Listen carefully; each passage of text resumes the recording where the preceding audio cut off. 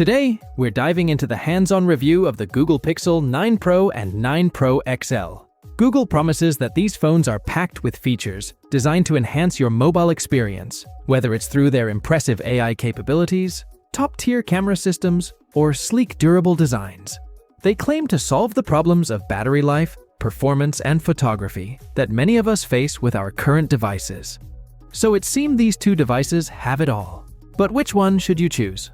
Well, let's dive into detailed comparison of these two smartphones and see which one is best for your needs and style. And if you find this video helpful, please help out the channel by giving it a like and subscribing. Let's start off with the price, because it's always one of the first things on everyone's mind. Google has bumped up the prices again with the Pixel 9 Pro starting at $999 and the Pixel 9 Pro XL at $1,099. That's another $100 hike for a phone with the same screen size as last year's Pixel 8 Pro model. As we all have seen, Pixels have undercut the competition by offering flagship features at a more accessible price point. So, this price increase feels like a bit of a misstep. But the Pixel 9 Pro XL justifies its higher price tag with a larger display and a bit more screen real estate, making it the better choice for those who want the full flagship experience. When it comes to design, the Pixels continue to stand out with their distinct look, but there are a few changes worth noting. The most noticeable is the redesigned camera bar on the back of both phones. Instead of the edge-to-edge design of previous models, we now have an elongated, pill-shaped protrusion. I've gotten used to handling the Pixel 9 Pro XL's size, but the smaller Pixel 9 Pro is a refreshing change. The designs are eerily similar to the iPhone 14 Pro series, thanks to the polished metal trims that are now flat rather than contoured.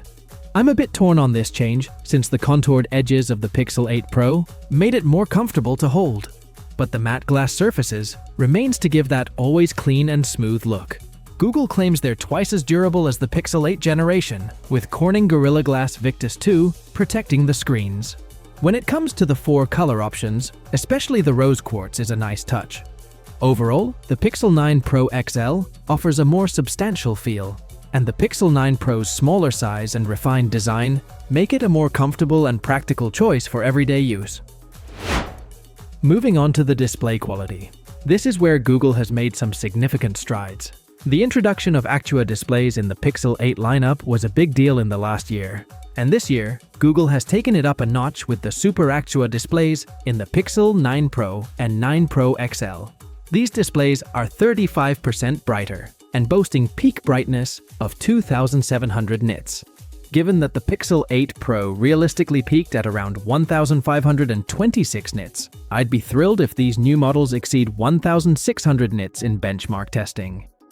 I tested both phones with a couple of 4K HDR videos on YouTube, and I'm happy to report that they're just as stunning as ever.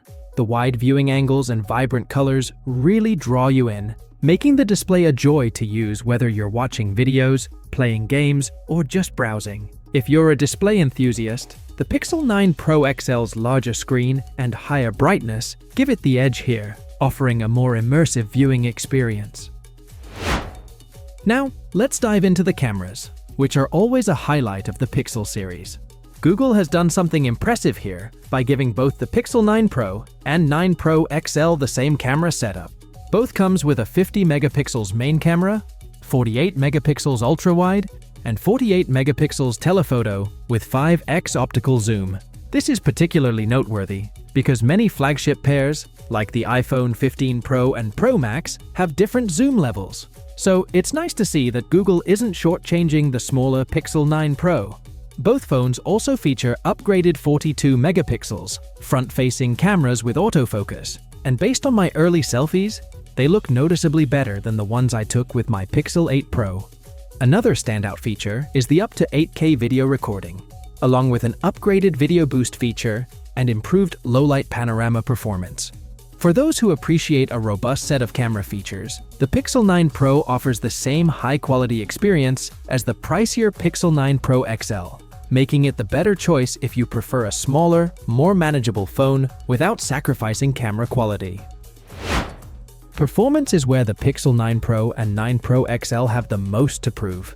Last year's models underperformed against rivals like Apple's A17 Pro and Qualcomm's Snapdragon 8 Gen 3 chip, so all eyes are on the Tensor G4 chip this time around. Both models come with 16 GB of RAM, which not only improves multitasking but also boosts AI performance. I was impressed by how quickly the new Pixel Studio generator created custom images in just 4 seconds. Google claims the Tensor G4 is 20% faster at web browsing and 17% faster at launching apps. My early impressions are positive, with both phones feeling buttery smooth in everyday tasks like running apps and navigating the interface. But the benchmark tests will ultimately tell us how well the Tensor G4 stacks up against the competition. Until then, both phones deliver snappy performance, but the Pixel 9 Pro XL, with its slightly larger size and better cooling, might edge out the smaller Pixel 9 Pro in intensive tasks. Moving on to the battery life. The Pixel 9 Pro XL, sporting a 5060 mAh battery, it's slightly better than the Pixel 8 Pro's 5050 mAh battery. But the battery life will largely depend on the power efficiency of the Tensor G4 chip. The Pixel 8 Pro fell behind its rivals in battery tests, so there's pressure on the new Pixels to perform better. Google claims a 20% improvement in battery life, which should help close the gap, but we'll have to see how it holds up in real-world use. The smaller Pixel 9 Pro, with its 4700 mAh battery, might struggle more, especially if you're a heavy user. On the bright side, Google has updated the charging speeds to 45 watts. It is an up from last year's sluggish 30 watts, so at least you'll be able to juice up faster. Between the two phones, the Pixel 9 Pro XL is likely the better choice if battery life is a top priority for you. Finally, let's talk about software and AI features. The Pixel 9 Pro and 9 Pro XL are packed with new AI features, thanks to Google Gemini, the virtual assistant that handles everything on the phone. From pulling details from a photo you take to managing your emails, Google Gemini is more helpful than ever. The AI features don't stop there.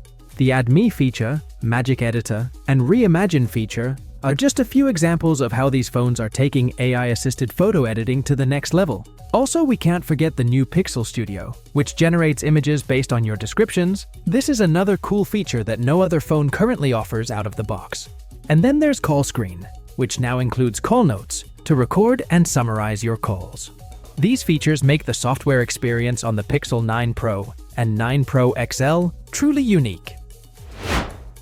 As for my final verdict, Google has set a high bar with the Pixel 9 Pro and 9 Pro XL, but the price hike for the larger model might be a tough pill to swallow for some. Whether the $100 increase is justified by the new AI features remains to be seen, but it's clear that Google has made significant improvements across the board. I have to give them credit for not skimping on the smaller Pixel 9 Pro, which offers the same camera setup and many of the same features as the more expensive model.